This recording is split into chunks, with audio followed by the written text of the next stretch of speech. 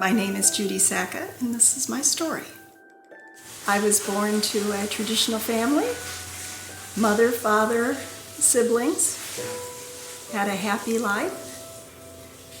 And then just before I turned 6, my father died of cancer. And I don't remember much about that. I don't remember much about him. But I started to believe a lie. My mother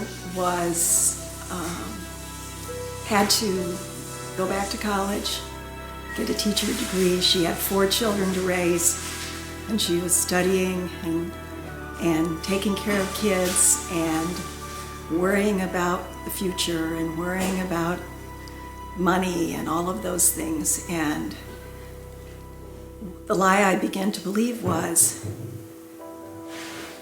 that my father was gone, and if my father hadn't died, everything would have been perfect.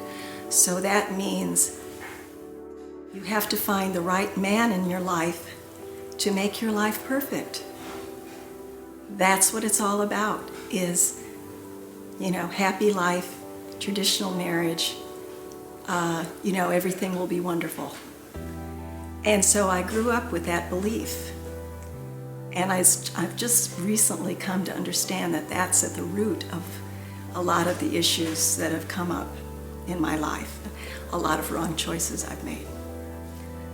So, grew up believing that although my mother went to college and made a success of her life and raised her children and supported them and did everything for them, all the mother and father roles together, I didn't want that. In fact, my mom recently reminded me that I said once to her, "I don't want to be like you." And it wasn't because I thought there was anything wrong with her. It was because I didn't want that life. I wanted to have a happy life. I didn't want the burden of being a mother and a father.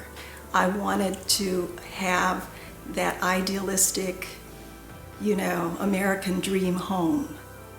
And so when it came time to make choices in high school and start thinking about my future was going to be to get married and live happily ever after. I really didn't care about going to college. And along the way, fortunately, as a teenager, I did get saved. But I didn't grow much. And I didn't realize that part of that picture of finding a good man in my life, was to find a Christian man in my life. It just wasn't part of the equation, so I didn't really look that way. I just needed to find a good man. And so in my junior year, I met somebody. He was in college. Looked like he had a good future. He was a real nice guy. And so I set my sight on him. I decided, okay, he's going to be the man in my life. He's going to make my life perfect. So we got married like 3 weeks after I graduated from high school. We got married. And it wasn't long before really I wasn't going to church. I wasn't involved in my faith anymore. I was just involved in my marriage and all that entailed. And so fast forward a few years, and 2 kids later, and the marriage isn't working. And I think to myself, well, maybe he was the wrong man for me. Maybe I need to find somebody else. This isn't working, so I must have made a wrong choice. So we were both unhappy. He was not terrible. He didn't do anything awful. I didn't do anything awful. We just decided that we weren't right for each other. So what ended up happening, the thing I always never wanted to be, was a single parent, and I found myself a single parent. Around that time, the most important thing to me, again, was find another man. Find that perfect guy.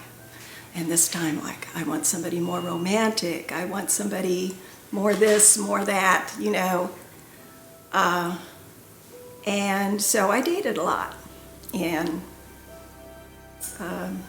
made a lot of mistakes and really had my priorities really in the wrong place, that this search for the perfect man for me was more important than a lot of things I should have been spending more time on, a lot of, like my children. And then I was going to school and working as a waitress, and then one night I met John. He was singing and playing guitar in the restaurant bar I was working in, and the attraction, and very romantic, of course. He's looking at me and singing, and so that started our romance, and I really believed that this is the man for me. This is the man that's going to make me happy. And we both, I enjoyed singing as well, and so we had music in common. And so we got married, and I thought, this is perfect. This is, here I've arrived. I can start my life over. But you can never start your life over, really. Although we tried. We moved to another state. We left our children with their spouses, or with our exes, and moved to another state and tried to start over. And, but it wasn't very long after that I started seeing his faults. I started noticing that he wasn't perfect. We were living with his folks, and here I was surrounded by people I didn't know, no family around, and we're not getting along. And I had no friends, really. And I was just, after one particularly bad argument, I found myself just feeling so alone. I just felt so alone, and I was just so angry and frustrated. I mean, I walked out of the house and I started walking up the street and just angry, upset, just desperate. Found myself in a cemetery a few blocks up the road. Great place to go to cry because nobody really notices. So I found a tree and I sat under that tree and I just bawled my eyes out. And for the first time in many years, I cried out to the Lord and I said, I don't know what to do. You've got to help me. And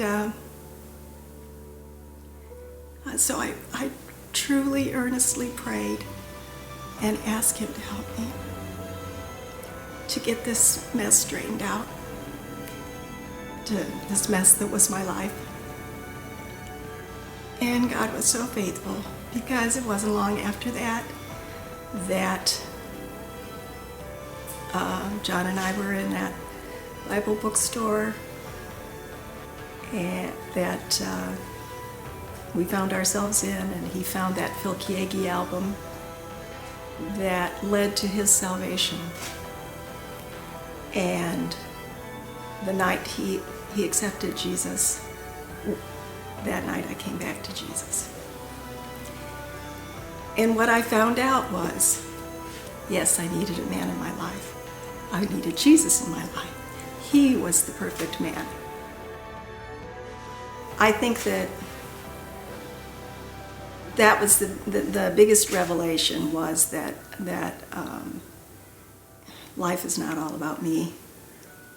And, I was looking for something to satisfy me and to make me happy, and it's so selfish and self-centered. And we need to come to terms with that it's not all about me. It's all about God. And once we get Him in the center, He fills that need. And then, we can't really have true joy and fulfillment until we get ourselves off the throne and see Him on the throne. God gave me a word a few years ago, and it was at a very timely time. He said, "Be who you are."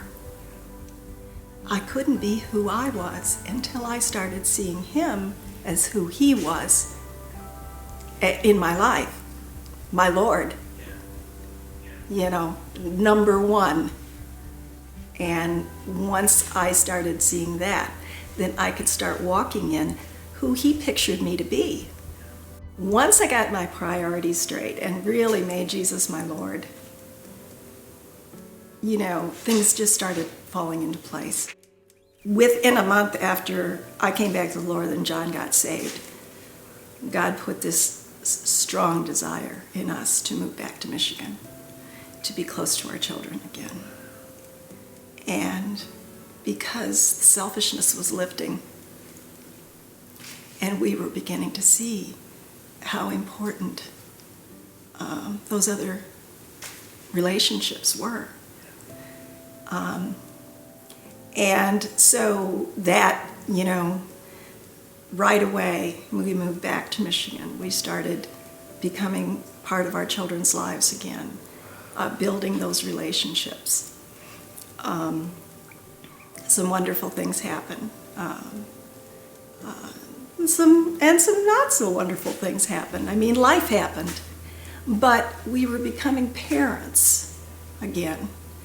God is the one who makes changes, who makes me a better woman and makes John a better man. And until we get our priorities straight and put Him first, we just mess it up. We mess up our relationships. That's what I overcame, was the lie that anybody besides Jesus could give me a perfect life. And Jesus is perfection. He's the only one that can give us that. My name is Judy Sacca, and this is my story.